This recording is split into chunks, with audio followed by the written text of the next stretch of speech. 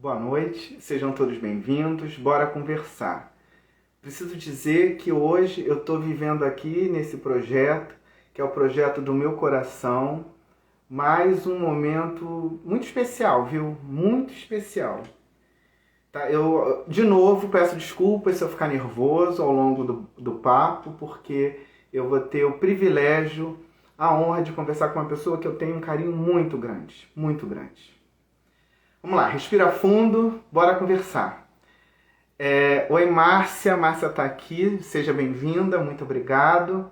Eu preciso dizer que na semana passada, essa semana, um estudante de comunicação me entrevistou e ele fez uma pergunta que mexeu comigo. Ele me questionou o porquê que eu sigo fazendo, o que me motiva a seguir fazendo o Bora Conversar. E aí eu pensei, e tem alguns motivos de eu conseguir fazendo o Bora Conversar, tá? O primeiro, porque ele nasceu de uma crise de ansiedade que eu tive no início da pandemia e comecei a chamar os meus amigos, os mais íntimos, para dividir comigo como é que estava sendo passar por aquele momento. Então teve aqui dica de livro, de série, teve um exercício de respiração que a jornalista também querida Mona Dorf fez com a gente, que é o pranayama. Eu nunca nem tinha escutado. E foi muito importante, foi muito legal naquele momento. Então foi feita aquela rede, né? Aquela rede de afeto. Eu digo que esse espaço aqui é um lugar do acolhimento, da escuta. Não tem julgamento. Então esse é um dos motivos. O outro, imagina, o privilégio que eu tenho de só convidar gente que eu gosto, que eu acompanho, que eu admiro. Então isso me motiva e me instiga a continuar. A minha convidada, que é a Bárbara Gância, que eu vi que ela já está aqui, é um amor antigo da minha vida, de verdade. Eu já acompanhava como leitor, sempre gostei da maneira que a Bárbara escrevia e escreve, tá certo? Porque é uma leitura que você não passa, tá no jornal, você tá lendo e não pula pro próximo, não. Ela mexe com você de alguma forma. Te faz pensar, te faz refletir, te faz dar risada, né? Quem acompanha ela no Twitter sabe do seu bom humor. E alguém falou que Bárbara é demais. Eu concordo, eu sou suspeito, porque eu concordo muito. E esse meu amor ficou bem firme quando ela foi pro Saia Justa, que ela ficou lá com a Astrid, com a Mônica e com a Maria. Imagina, 4 mulheres e Bárbara sempre se posicionando, porque nem sempre eu também concordo, e aí é que está a grande diferença, né? Você imagina 4 pessoas, todo mundo pensando igual? Não. E quando Bárbara não concordava, ela sempre tinha ali um argumento. E você pode até não concordar, mas que vai mexer com você, que vai colocar você para refletir, isso é fato. Bárbara ficou 32 anos trabalhando no jornal A Folha de São Paulo, então assim, bora respeitar essa história, tá certo? Passou pela rádio Band News, passou pelo canal Band Esportes, pelo canal GNT e vou chamar logo ela aqui para dividir tela comigo, tá bom? Bora conversar com a jornalista, com a escritora. Nós vamos falar também sobre esse livro, Bárbara Gância. E eu não sei se eu vou dar conta não, tá? Tô logo avisando. Eu não tô conseguindo. Foi, chamou. Vai entrar aí a Gância. Finalmente! Eu não sei nem por onde começar, minha querida. Eu tô tão emocionado, eu gosto tanto de você. Idem igualmente, você sabe, né? Porque você realmente é uma das pessoas mais gentis que eu conheço da minha audiência, de toda a vida. Você é sempre uma pessoa extremamente carinhosa, extremamente solícita. Eu estou muito feliz que você está tendo esse sucesso e essa oportunidade de falar todas as coisas que você tem dentro do teu coração, porque você é um dos caras mais legais. Que bom que você está tendo esse canal para falar com as pessoas. Que legal. E você sabe, Bárbara, que eu acho que eu escrevi isso para você. A sensação que eu tenho, hoje a gente está aqui conversando numa live, mas a gente ainda vai ter oportunidade de conversar pessoalmente. E quando a gente sentar para conversar, vai ter que chegar alguém e dizer assim, gente, como é que é? porque a gente vai conversar, vai falar tanto. E no próprio livro, eu já assisti também entrevistas suas, você falando que você gosta de conversar e que você não Muito. faz distinção, né? Você gosta de escutar história. E eu participei de um projeto, Bárbara, que era uma carreta escola que viajava o litoral do Rio, o litoral de São Paulo, e ali com aquelas pessoas eu conversava com os pescadores. Ah, que E eu tive legal. ali várias lições que eu levei para a minha vida. Mas aqui também, Bárbara, eu não vou seguir aqui uma ordem cronológica, não. Então, vamos papear.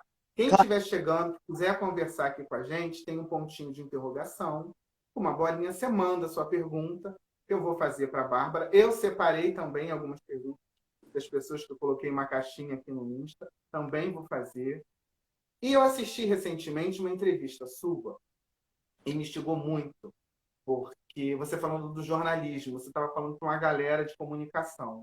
E eu queria saber isso, Bárbara, como é que você está enxergando o jornalismo atualmente? E Ai, essa galera nova que está chegando? eu estou enxergando, Fábio, de longe, pela graça de Deus, eu finalmente me aposentei e depois da pandemia eu estou assim, eu fiquei separada um ano, você sabe, porque você me segue. Aí eu voltei com a minha mulher e a única coisa que a gente quer fazer é viajar e recuperar o tempo perdido. Então, eu agora não quero mais trabalhar, não quero mais ir. Eu acabei de me meter numa encrenca. Antes de entrar aqui, eu fiz um tweet sobre o Johnny Depp, a tal da Amber, não sei das quantas, e acabei de me meter numa encrenca daquelas, porque eu falei, eu essa. E agora eu estou totalmente irresponsável, então eu estou assim, a pior representante do jornalismo brasileiro estou eu. Eu não assisti o tal do processo lá do tribunal e toda essa coisa, nem um minuto, não assisti nem um segundo. Só que aquela história, eu acho ela tão sórdida e aquilo tudo me deixou tão virada, sabe? A história é tão. Eu acho que não enaltece exatamente a alma de ninguém, não engrandece o espírito assistir aquele homem canastrão. Quer dizer, na vida real ele é canastrão, ele é um ótimo ator, que inclusive agora também já está meio, né, sempre o mesmo Eu papel. acho que já foi. Eu O acho até que já Robert foi, De Bárbara. Niro, né? Ultimamente, Sabe aquele cara que já fez tanto? Ele próprio fala que ele não assiste os filmes dele, tá nem aí, né? Ele vai lá, faz o negócio, ganha 4, 5 milhões de dólares e até logo, passa muito bem. Mas ele, com aquele jeitão dele ali, pensando como é que ele ia falar o negócio, né? Ele sabe como é que a cara dele fica e tal, né? Na televisão e tal, e falando aquele monte de coisa, ela também. Daí eu fui lá e dei uma generalizada, eu fiz uma cagada, claro, né? Eu falei assim, tinha 5 homens no júri e 2 mulheres, porque ele ganhou, eu fiquei tão atônita que ele ganhou. Não que ele vá ganhar 100 milhões de dólares, e provavelmente o juiz vai fazer ela pagar 7, 3, 4, sei lá. Mas ele ganhou. Eu acho que os dois tinham que ter perdido e tinham que ficar varrendo a corte por resto da vida, ou passando rodo no banheiro do tribunal por resto da vida. Sabe um negócio assim? Mas falei merda lá e agora estou aqui. Devem estar falando, ô, dona, sua chata, o que eles falam? Vai embora, sai do Twitter. Então, o jornalismo brasileiro, você perguntou, o que eu acho, do meu ponto de vista particular, é isso que está acontecendo. Eu realmente não quero mais escrever, não quero. Talvez eu acabei de escrever ajudar meu irmão, que meu irmão resolveu escrever a história dos meus pais, que são 2 imigrantes que vieram da Itália para o Brasil e têm uma vida bastante sui generis, tiveram uma vida bastante maluca, né? Chegaram aqui para fazer uma coisa e meu pai para ser empresário de bebidas, a minha família na Itália é do ramo da bebida, olha só que irônico, né? E aí meu pai acabou correndo de carro, minha mãe também foi fazer, ajudou a construir essa nova Interlagos, que acabou vindo a Fórmula 1 e tal. Então, eles tiveram uma trajetória bastante exótica, digamos assim. E o meu irmão fez um livro sobre meus pais e eu acabei reescrevendo esse livro, porque ele é um ótimo contador de histórias, até um contador bastante eloquente, mais do que deveria, porque ele fala sem parar. E você sabe que eu, gente que fala sem parar, não suporto, né, Fábio? Mas Lembra que uma vídeo me interrompeu? Cala a boca, Ah, deixa a Mônica falar. É, e é. aí, eu escrevi isso, mas eu não tenho intenção de continuar escrevendo. Eu quero que entre outras pessoas.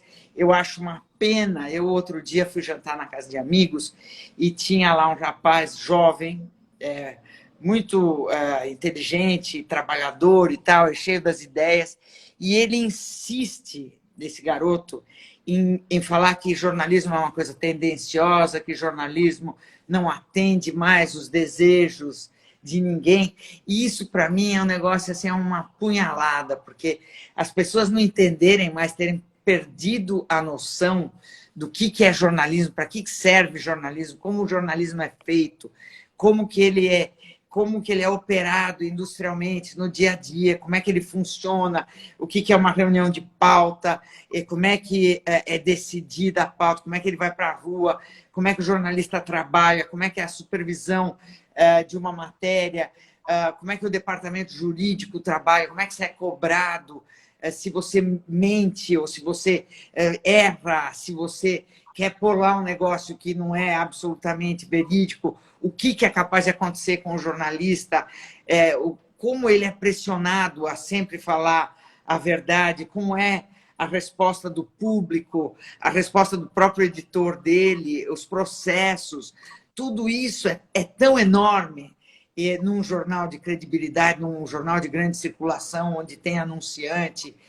isso que a gente fala, um jornal de, né, tipo o Globo, a Folha, o Estado, a Zero Hora, esses jornais assim, não, eu não estou falando da Gazeta do Povo, ou do Nelson Rubens, ou da newsletter de não sei quem, isso não é exatamente jornalismo, sabe? Isso é entretenimento, isso é, sabe Deus o quê, entendeu? Mas não é jornalismo. Jornalismo tem um processo e um procedimento muito apurado, a coisa... Se não tem uma Folha de São Paulo tem 100 anos, o outro tem 90 e tantos, sabe? Aí esse menino que estava conversando comigo falou, então, me diga uma coisa, você acha, por exemplo, que o Jornal Nacional é uma coisa imparcial? Eu falei, meu, vai assistir um dia do Jornal Nacional, como ele é feito, como é que é tratado uma reunião de pauta, como é que os caras são, como é que eles vão para a rua, o tipo de treinamento que tem um jornalista da Globo, como é que ele é pautado, como é a qualidade técnica do jornalismo que é empreendido lá. Claro que toda empresa tem seus interesses e jornalismo não é vender sabão em pó, nós não estamos vendendo sabão em pó. Mas Claro.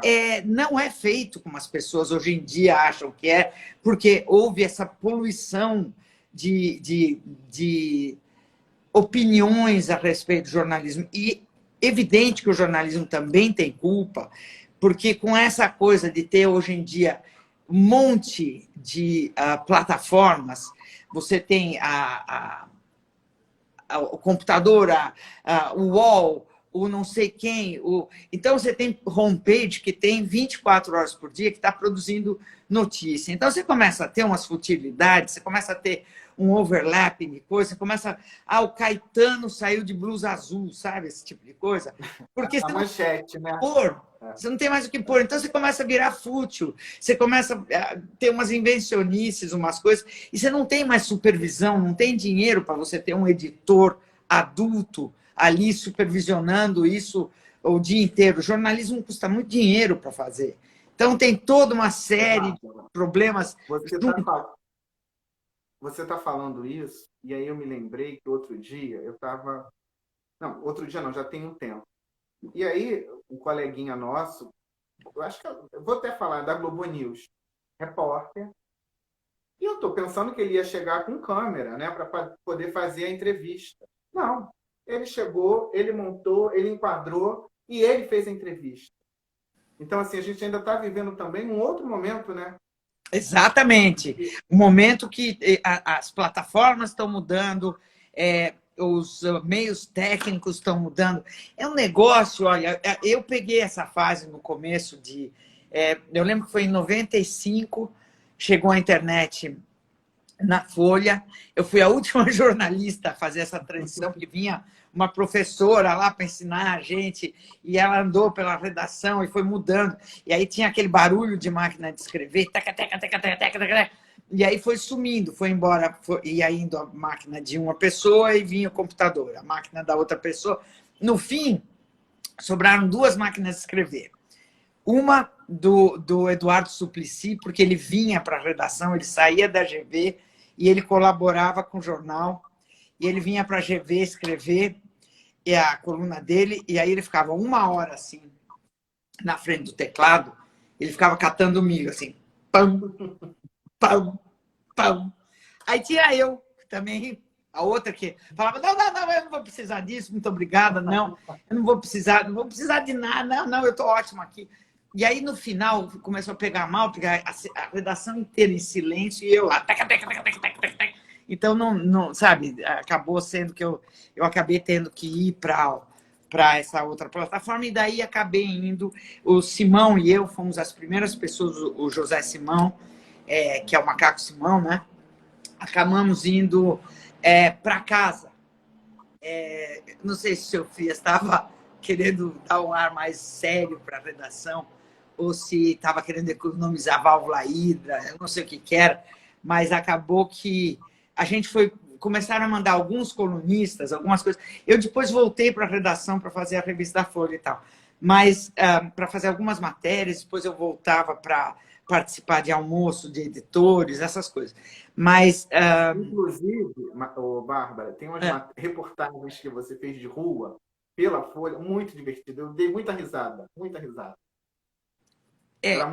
Tinha umas coisas muito divertidas, mas a gente vai para casa e alguns, quem tem que ficar lá, fica, são os editores. E a Folha sempre teve uma coisa muito boa, que isso é uma das belezas do jornalismo, que assim, você não é obrigado a ficar lá. Você vai para lá, você traz a tua matéria, você participa da reunião de pauta e depois você vai fazer sua vida. Porque o jornalista ele tem que ficar em contato com o mundo, e ele tem que se informar, ele tem que ficar em contato com as fontes. Isso é uma das outras coisas que acabou com o jornalismo, está acabando com o jornalismo, que hoje em dia os caras querem te entrevistar, eles te mandam por e-mail, ou pelo Google, eles se informam pelo Google, vão no Twitter, pegam coisa pelo Twitter e te mandam uma entrevista, por favor, responde aí, e te mandam pelo Twitter. Sabe, perderam a noção, porque se você pensa num perfil da revista New Yorker, ou um perfil sei lá, de grandes perfis de grandes revistas, o cara tem que chegar lá, sentir o local, sentir onde a pessoa mora, ver como é que a pessoa se comporta dentro da casa dela, dentro do ambiente, ir com a pessoa, sei lá, na casa da mãe dela, e sair com a pessoa pelo bairro, ver como é que ela vive, como é que ela se dá com os vizinhos, com o cara da padaria. Isso é fazer um perfil, isso é entender, isso é fazer uma história, contar uma história para o público. Você mandar um e-mail com pergunta para uma pessoa, não adianta para nada, isso não serve para nada. Então é melhor ir ler o Twitter da pessoa, né? Não serve para nada. Então é um negócio que, sinceramente, o jornalismo está devendo, sem dúvida alguma.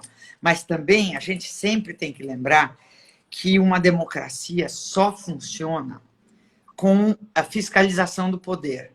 Para poder funcionar, a gente tem que ter o fiscal e o fiscal do fiscal. Então a gente tem que fiscalizar o poder, senão a democracia vai para o ar, vai para a cucuia. E nós já estamos aqui numa situação da democracia estar bem fragilizada, né? Então, até outubro.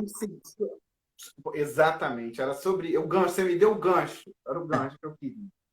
Bárbara, minha querida, como é que a gente vai enfrentar? A gente já está enfrentando, mas vai piorar, né? Não vamos nos iludir. Com tanta mentira, como é que a gente vai fazer? E na rede social, então, esse negócio transborda e a mentira acaba dando verdade, que é o pior de tudo. Como é que a gente vai conseguir combater isso, Bárbara? Bem, olha, eu sou bem otimista a esse respeito. Sabe aquele ditado, mentira tem perna curta? Tem essa coisa da mentira tem perna curta, e tem essa coisa também, é um dizer que dizem que atribuem ao Lincoln, aí o Paulo Francis atribuía ao dono do circo Barnum and Bailey, que é aquela coisa que diz o seguinte: você pode mentir para algumas pessoas por algum. Você pode mentir para todas as pessoas por algum tempo, mas você não pode mentir para todas as pessoas por muito tempo, ou algo assim. Eu não sei se eu estou falando certo. Mas você não pode mentir para todo mundo para o resto da vida. E você pode mentir para todo mundo e enganar as pessoas num primeiro momento, mas você não pode continuar mentindo, porque as pessoas se dão conta que, né? E eu acho que a gente elegeu o Bolsonaro e todo mundo fala: mas eu não sabia que ele era miliciano. Mas eu não sabia. Pô, deveria ter sabido, porque quando ele deu aquele voto para o impeachment da Dilma, sinceramente, ele dedicou a um torturador, que era um sujeito que punha rato na vagina de mulher grávida, e coisa desse tipo, né? Era um cara bastante desagradável e que não prezava exatamente o Estado de Direito. Não é que ele pegasse as pessoas, falasse: olha, vamos abrir um inquérito contra você, você está sendo acusado disso e daquilo, vamos para o Ministério Público abrir um inquérito. Não, ele pegava as pessoas na calada da noite, que eram suspeitos de alguma coisa que ele inventava, levava num porão e se viciava, fazia essas coisas. Então, esse era o Estado do Brasil. A gente fala, a ditadura. Porque eu lembro, na época da ditadura, eu era jovem e tal, mas eu lembro da minha mãe ficar com medo do meu irmão sair na rua e ser preso dessa forma, porque você não tinha garantia nenhuma, mesmo que você não tivesse envolvido em nada, em nada.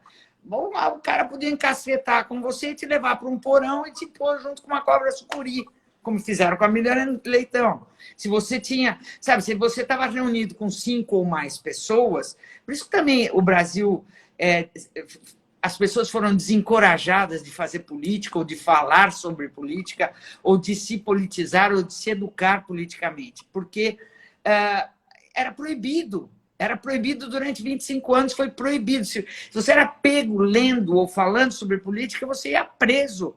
Você ia preso. Depois eles iam lá ver se você era comunista ou se não era comunista. Aliás, olha, eu estou para ver comunista, porque eu nunca conheci um comunista, assim. Comunista, assim. Devo ter conhecido, acho que o Tavares de Miranda, que fazia a coluna social da Folha, ele se dizia comunista, eu chamava carinhosamente de tarado de varanda. Ele era uma pessoa adorável, e ele todo domingo jantava na minha casa. E quis o destino que eu tomasse o lugar dele na Folha. Olha que coisa mais... foi quando eu fui chamada para ir para a Folha, foi para ocupar o espaço que foi quando ele se aposentou e assim que funcionou, a vida funciona assim. Bárbara, o que está aí, eu também sigo otimista. Eu quero que você me diga a mesma coisa. É um afago. Não vai ficar, não, né? Não, eu acho que é assim. Agora, por tudo, né? Pela economia,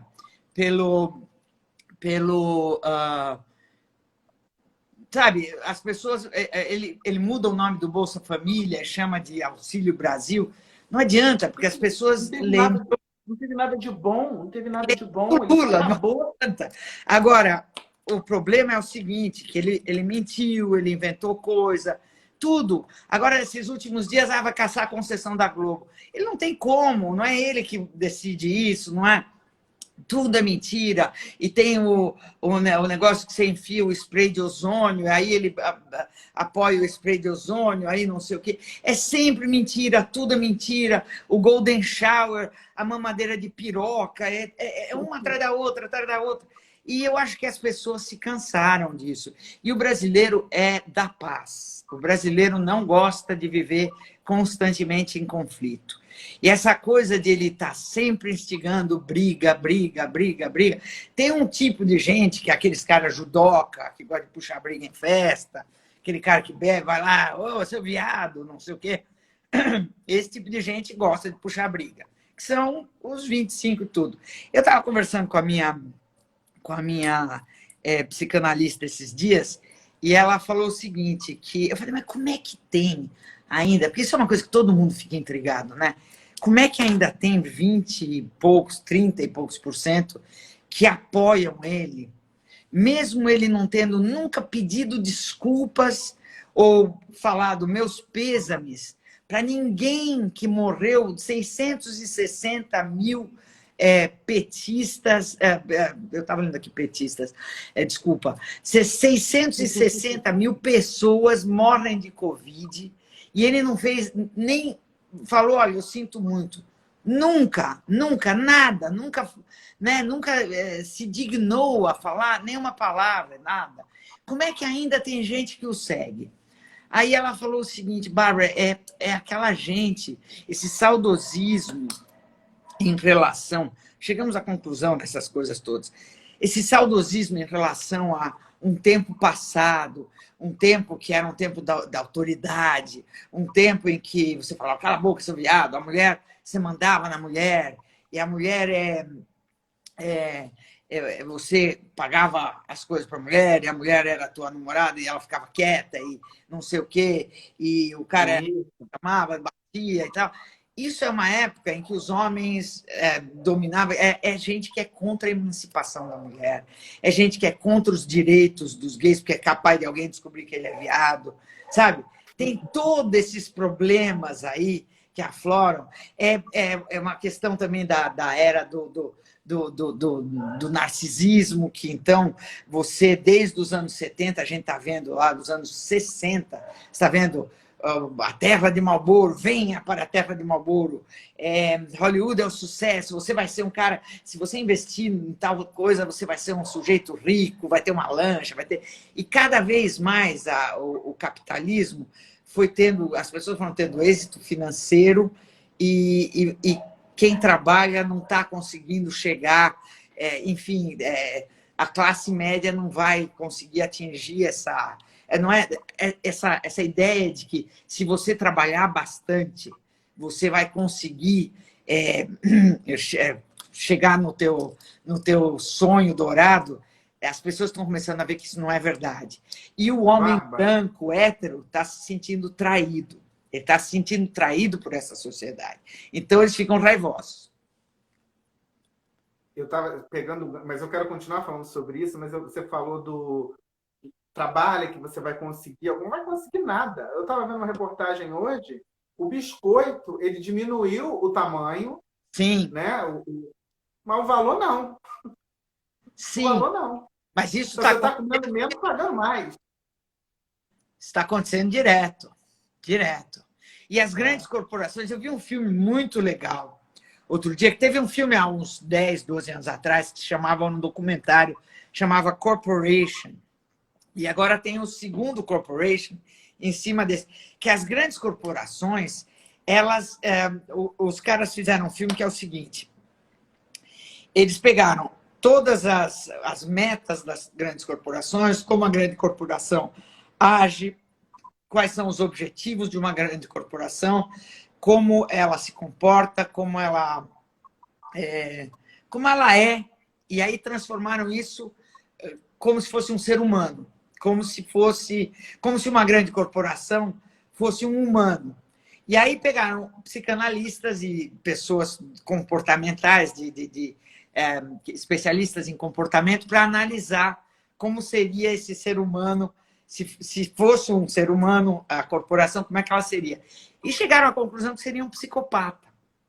Porque ele é tinhoso, manhoso, mente para chegar nos seus objetivos, não tem sentimentos, finge que é ecológico, mas é tudo falsidade, faz qualquer coisa para obter lucro, sabe, está acabando com a ecologia, porque a única coisa que uma grande corporação tem que fazer é dar dividendos para os seus acionistas. Esse negócio de que ela vai salvar o mundo, que ela está comprometida com o meio ambiente, isso é refresco, porque não é para isso que existem as grandes corporações. O board lá, o CEO, ele não vai explicar para os caras no final do ano, aqui está o meu balanço, eu ajudei o mundo. Não é para isso que ele está lá, entendeu? O capitalismo não é assim que funciona. Infelizmente, a ganância, essas coisas, e até ganhar dinheiro não inclui isso, entendeu? Teria que ser o governo que se incumbe disso, não a grande corporação.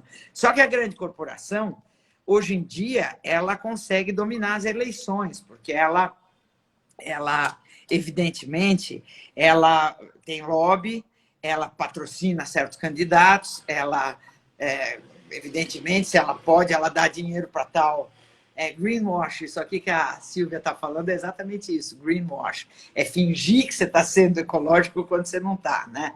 Fingir que você tem um puta programa sustentável. E se você visse as verbas de sustentabilidade que essas empresas têm, e só fazem bobagem, só fazem... serve para nada, entendeu? Se pegasse essas verbas de sustentabilidade e desse para o Padre Júlio, seria mais viável, mais frutífero. Muito mais viável. Ô, Bárbara, vem cá. Eu estou vendo aqui alguns comentários que não precisam, a gente não vai dar voz, não precisa, Eu vi. né? Você, como é que você lida com isso aí nas redes sociais, com essa militância? Olha, é o seguinte, esse tipo de coisa, como você sabe que é orquestrado, eu tenho um estômago de Kevlar, né? Eu tenho um estômago de titânio, então eu estou acostumada desde 1984. A primeira semana que eu entrei na Folha de São Paulo, a primeira semana eu fiz alguma cagada lá, que eu fui ameaçada de morte. E aí, então, meus pais, na primeira semana eu morava ainda na casa dos meus pais, e a minha mãe e meu pai resolveram tirar o telefone da gente da lista telefônica. Tinha uma coisa chamada lista telefônica, que era onde constavam os telefones das pessoas, para você ir lá procurar. Ah, Bárbara, deixa eu ver o nome aqui pelo sobrenome, você ia lá, via. E aí resolveram tirar o nosso nome da lista telefônica porque eles acharam que ia ser complicado, já que eu era uma pessoa bastante, digamos assim, controvertida e tal, né? Então eu estou acostumada com isso, sabe? O primeiro processo de um hacker ameaçando alguém na internet foi contra mim e a Cristina... Ai, meu Deus, agora eu esqueci o nome dela. Pinheiro, contra a Cristina Pinheiro, a repórter. Então, quer dizer, o primeiro cara condenado pela polícia, pelo governo brasileiro para uma coisa de internet, abriu até jurisprudência, foi um crime que o cara fez contra mim, que eu não dei a mínima, eu não fui lá. É que a Cristina Pinheiro foi um sujeito que ele me mandou não sei quantos e-mails falando assim: a próxima vez que você sair na rua, olhe em volta, porque eu vou estar ali e eu vou comer a sua bundinha. Aí eu falei, alguém que fala que vai comer a minha bundinha, tô nem aí, entendeu? Porque realmente é porque não me conhece. Falar que vai comer a minha bundinha não me conhece. Aí a Maria Cristina Pinheiro, não é? Fala a verdade. Você vai me mandar um e-mail falando, olha, sai na rua, cuidado porque eu vou comer a sua bundinha. Eu falei, aí a Maria Cristina Pinheiro, passa uns 5 dias, a Maria Cristina Pinheiro me liga e fala, olha, ela tinha um programa na TV Cultura de entrevistas, ela falou, acabei de entrevistar o Mauro Marcelo, que é um querido amigo, que foi inclusive presidente da BIM, e ele é delegado da Polícia Federal. Ela falou, eu entrevistei esse cara porque ele foi fazer um curso de especialização nos Estados Unidos de coisas tecnológicas. É um delegado brasileiro que foi lá lidar, e isso era 98, por aí. E aí ela falou, e eu acabei de sofrer um ataque, um sujeito mandou 500 e-mails para mim falando que queria comer a minha bundinha se eu saísse na rua e tal coisa. Só que a Maria Cristina Pinheiro, quando ela recebeu isso, ela ficou em pânico. Ao contrário de mim, ela não passava o dia inteiro se metendo em encrenca e sendo ameaçada, e sabe, ela não estava acostumada com essa dinâmica das coisas. Então ela ficou em pânico, e quando esse cara chegou lá para entrevistá-lo, ela chegou e falou, o senhor podia me ajudar? E o cara falou, sim, pois não, posso te ajudar. Aí, finalmente, eles conseguiram rastrear o cara depois de uma longa caminhada e tal, ele se fazia chamar de Unabomber. E aí acharam ele, fizeram uma blitz na casa dele, com mandado de prisão, mandado de busca e tal.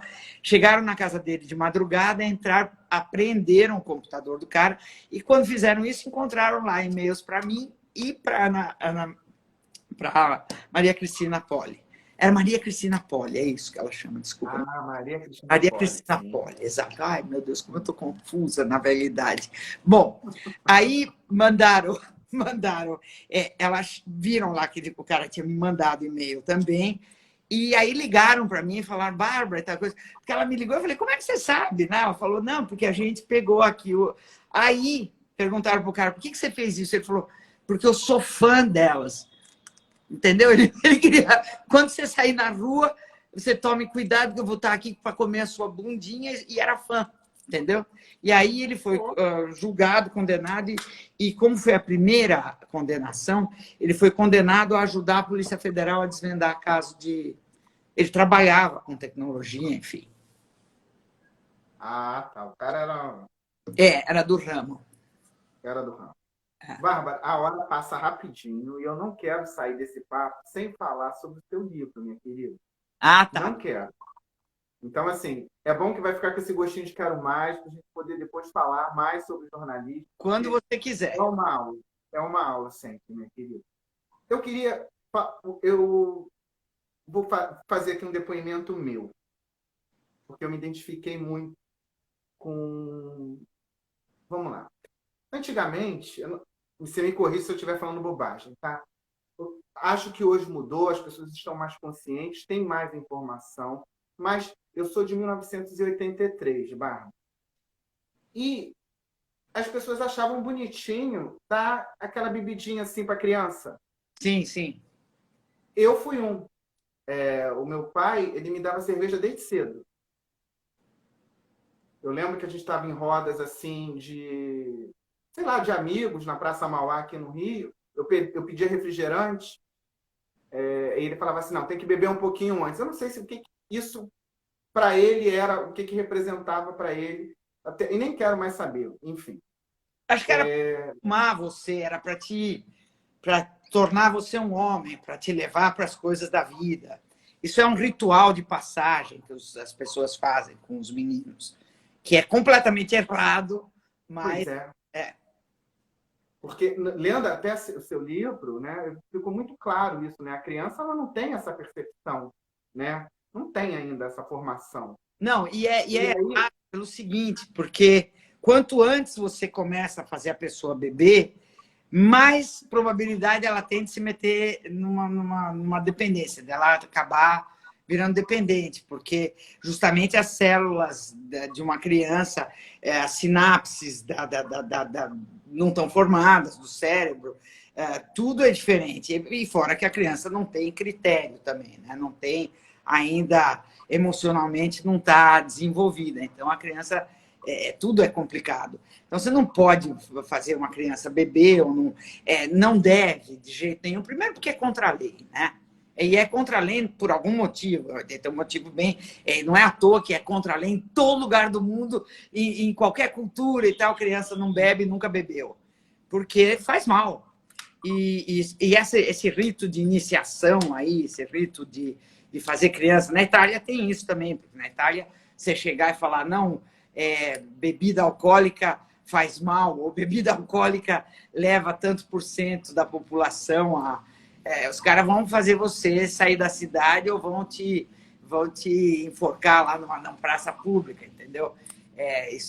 Na Itália, a bebida é um patrimônio cultural, você não vai chegar lá e tem muito pouco índice de alcoolismo na Itália, porque, inclusive, é uma coisa da evolução das espécies. Como eles bebem álcool há muitos e muitos milênios, ele teve uma depuração, então é claro que lá tem menos alcoólatras do que em outros lugares.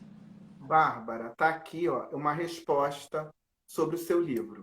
O Tomás escreveu, olha, Bárbara, seu livro Saideira me ajudou, faz refletir sobre minha relação com o álcool. Muito massa, obrigado. Que ótimo, eu fico feliz. E eu acho que entra dentro disso, né, Bárbara? Porque tem alguns assuntos que a nossa sociedade dá uma silenciada. Um exemplo, em 2015 eu entrevistei o André Trigueiro, jornalista, nosso coleguinha, e ele lançou um livro falando sobre o suicídio. Sim. E eu fiz uma entrevista com ele só falando sobre isso. O tempo passou. Tem o CVV, que é o Centro de Valorização da Vida, que faz um trabalho muito bacana também. Eu tive a oportunidade de passar aqui comigo, mas a gente não escuta muito. E você, quando começou a pesquisa, você também disse que teve dificuldades, né, Bárbara, de encontrar Sim, referências. sim. Sim, Como é porque que foi esse processo? pesquisas, muitas são patrocinadas pela indústria. E, e daí você tem que você vai pelas pesquisas da Organização Mundial de Saúde e tal. E aí, hoje em dia, você tem 1000 pesquisas que as pesquisas das organizações de psiquiatria foram mudando muito nesses últimos anos, sabe? Foram dos anos 70 para cá, a visão que se tinha sobre alcoolismo, sobre dependência, mudou muitíssimo. A neurociência fez as coisas mudarem. Você lembra que a gente falava muito, eu não sei como é que está o Saia Justa hoje em dia, mas a gente falava muito sobre neurociência. Você lembra? Com a Maria, com a Mônica e com a Astrid, a gente conversava muito sobre neurociência. Aliás, foi um aprendizado. A gente sempre falava, nossa, como a gente está aprendendo. Porque a neurociência, ela realmente, ela mostra que o cérebro é uma coisa plástica que se adapta. E se você fica ingerindo álcool o tempo todo, a primeira coisa que acontece é você parar de produzir serotonina. E serotonina nada mais é do que a droga da felicidade que o teu próprio corpo produz. E se você não produz isso, tem que beber para ser feliz, aí começa a complicar. Hoje, por acaso, o meu enteado foi no pediatra e o pediatra sentou ele ali, ele joga muito videogame. Aí o pediatra pegou, o pediatra, hein? Pegou, sentou ele ali e falou, você joga videogame. Ele não está dormindo direito, porque ele fica acordado jogando videogame. Aí o pediatra chegou e falou assim, muito bem, você joga videogame, né? Ele falou, eu vou ficar... Aí ele falou assim, quer dizer, foi antes de ontem que ele foi. E aí o pediatra chegou e falou assim, você sabe, né, que videogame é uma coisa que vicia igual drogas e que causa irritabilidade e que em muitos casos pode causar até suicídio e tudo. O moleque ficou morrendo de medo. Hoje ele chegou para a mãe e falou assim, mãe, eu tô achando que eu vou parar de jogar porque eu tenho que pensar nos estudos esse ano e tal. Ficou todo cagado de medo, entendeu? Olha quem entrou aí. Entrou a nossa diretora. Estávamos falando de neurociência, o quanto que a gente aprendeu no Saia Justa sobre neurociência e quanto que a gente sempre se surpreendia. Cada semana a gente tinha um livro sobre neurociência e o quanto isso foi importante, porque até para o meu livro foi muito importante, sabe? Aliás, a Paty foi muito importante para mim em todos os quesitos na minha vida, sempre. Adoro ela, a Paty Ruby, que está aqui como Paty Ruby, ela é a diretora do Saia Justa. Eu fui, Bárbara, no Saia Justa por aí. Eu já não estava mais, né? Pena. E eu fui no Rio e eles me fizeram uma surpresa. Ela estava do meu lado. Eu nem sabia, me chamaram para poder falar ali na... Fiquei todo sem graça. Enfim, foi inesquecível. Que maravilha. Você merece totalmente, porque você você é adorável. Você é um sujeito que, assim, eu tenho um grande prazer de estar aqui falando com você. Sempre quis, sempre... Você, assim, todos nós lá no Saia Justa sempre falávamos, o Fábio Baeta é o nosso querido. É o nosso querido. A gente tinha paixão, tem paixão por você. E fico muito feliz que você esteja fazendo esse programa e esteja se dando tão bem e tão bem frequentado, porque olha só, Ricardo Ratzam acabou de entrar, então quer dizer que você está assim, com uma clientela de primeiríssima categoria, não é? É verdade, muito feliz. Mas sobre essa coisa do otimismo, do não otimismo, eu acho que a gente tem que pensar o seguinte, que as mentiras não duram para sempre.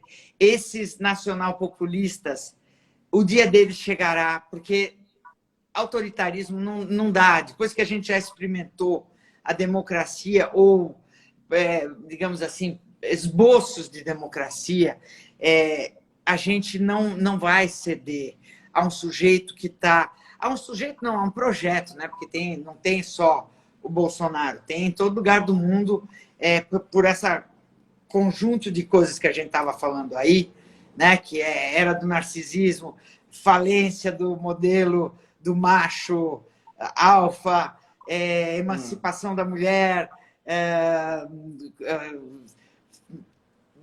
consumismo, não tem mais espaço para esse cara aí, esse sujeito. Com grandes corporações, tudo, refugiados, crise climática, toda essa merda, não é? Faz com que isso aí brotou do solo, essa praga brotou do solo. Mas isso aí não vai durar, sabe? O Hitler durou porque talvez fosse um choque, e foi uma coisa que nasceu também das mesmas condições. Nasceu porque na Primeira Guerra a Alemanha já estava com problemas financeiros, daí depois da Primeira Guerra eles tiveram um acordo péssimo, porque como eles haviam perdido a guerra, no Acordo de Versalhes fizeram um acordo péssimo para eles, que eles ficaram indignados que tivessem dado tão pouco para eles, deram, sabe, assim, rebotalhos para eles. Então, eles resolveram que não, a gente vai pegar o nosso devido lugar na história, e aí inventaram lá aquele maluco e o cara veio com esse papo furado. É mesmo um papo furado. Goebbels é o que é a estrutura do Steve Bannon, né? É o mesmo tipo de estrutura. Vamos mentir, uma mentira contada 1000 vezes vira verdade, que é o lema do Goebbels, e essa coisa toda. Mas isso não dura, porque as pessoas acabam vendo, acabam sentindo. Depois de 4 anos desse cara, quem é que não vê que ele era uma farsa? É impossível você não ver, né? É impossível você não ver que tudo isso aí, gente que morreu, gente que, sabe, todo mundo sofreu, todo mundo, não é um negócio que ele... Bárbara, se não fosse o jornalismo, a gente não ia ter informação de nada. Porque tudo que eles falam lá é um negócio, sabe, ele vilificou as relações entre os seres humanos, ele meio que bestializou, as pessoas ficaram menos cordiais, menos... Eu fui para a Suécia no mês passado. Tá bom que a Suécia realmente é um dos países mais civilizados, se não o mais, ou As pessoas são... Eu achava assim, sueco é tudo meio sem sal, deve ser lá um monte de loiro andando para lá e para cá, sabe? Uma gente sem ginga, sem aquela coisa que a gente gosta. Sem, sabe, aquela coisa erótica, assim. Que é nada. Os caras são felizes, mas assim, eles transbordam felicidade. Sabe por quê? Porque um é gentil com o outro, um é cordial, as pessoas brincam nas ruas umas com as outras, todo mundo está à vontade, porque ninguém está na defensiva, ninguém está neurótico, ninguém está desconfiado que o outro vai pegar e fazer alguma sacanagem. Todo mundo paga imposto numa boa, entendeu? Porque todo mundo recebe um monte de volta. Está cheio de criança andando na rua desacompanhada. As crianças vão e voltam para a escola sozinhas, está tudo certo. Tá bom que é um lugar que tem poucos habitantes e tudo, mas, sabe, lutar pela igualdade é a salvação. Não é uma coisa... Essa coisa de você querer manter privilégio só para... Você tem que lutar pelo bem comum, para todo mundo ficar feliz, para todo mundo... Esse é o espírito da humanidade. Pô, o cara vem me falar que ele é cristão. Cristão você entendeu? O cara quer dar tiro, o outro quer invadir, quer trazer arma pra caramba. Esses americanos com aquela história entraram lá na escola, um cara de 18 anos entrou na escola, deu tiro em todo mundo. Aí chegam os republicanos, os políticos, senadores da maior democracia do mundo e falam: precisamos pôr vidros blindados e portas de metal nas escolas. Não, precisamos acabar com as armas. Não precisamos fazer nada disso, precisamos acabar com a arma. Tem 400 milhões de armas e o Bolsonaro quer repetir esse modelo aqui. Sabe? É uma coisa tão louca. Né? Acabou. Esse cara acabou. Se Deus quiser, ele quer. Bom, todas as... Marcos Coimbra, Datafolha, aquela senhora do Ibope, que agora não é mais Ibope, virou outra coisa lá. Todo mundo diz que as projeções indicam que... A gente não sabe o que ele pode aprontar. Só que eu acho que ele está tão desprestigiado por todos os lados que ninguém quer se associar a ele. Tem uma coisa que que as pessoas, que eu estou ouvindo nesses últimos dias, que eu tenho ouvido bastante, inclusive, é que pode ter, até o dia 30 de agosto, se eu não me engano, existe a possibilidade do Bolsonaro fazer um acordo, receber um indulto, entrar o Temer no lugar dele, aí todos os votos anti-Lula, todos os votos